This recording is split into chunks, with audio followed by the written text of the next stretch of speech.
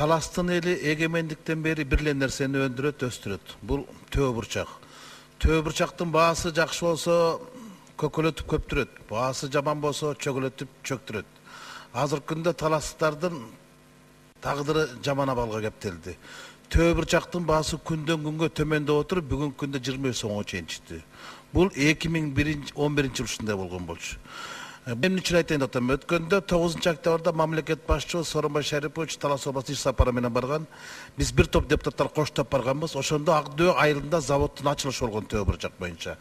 Мына ошол жерде ачылыш аземинде 25 мамлекеттин өкүлдөрү келип, төө бурчактын баасын 40 сомдон тамат деген сорт бар, анан 60 сомдон алабыз деп айтышкан. Мен өзүм такап сулагам.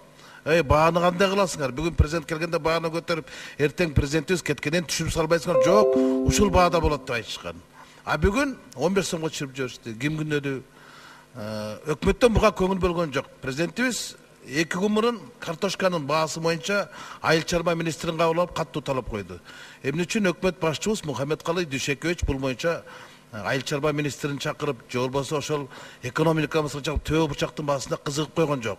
Эл араңына чыдап турат, күндөн күнгө төмөндөп баратат, алган киши жок, кызыл кулактар жайнап кетти, андай эмнеге убадасын берди дегендей. Деги эле Мухаммедкалый Дүйшөкөевич Таласка барбаганына 2 жыл болду керек.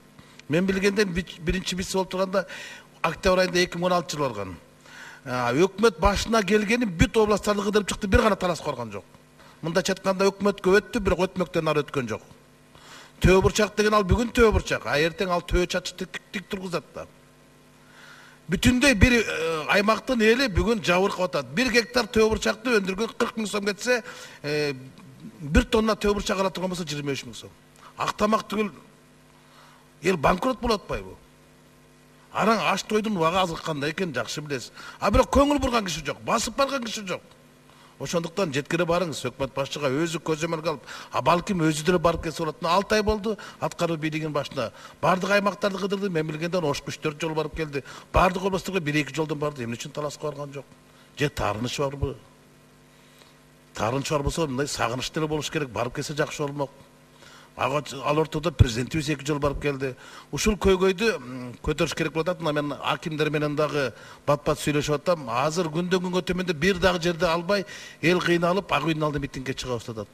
Ошон үчүн элди бияка келтирбей, бийлик өзү элдин алдына барып, ушул төө бурчактын маселесин жеринен чечип келишкени, ушуну жеткизе барыңыз. Рахмат.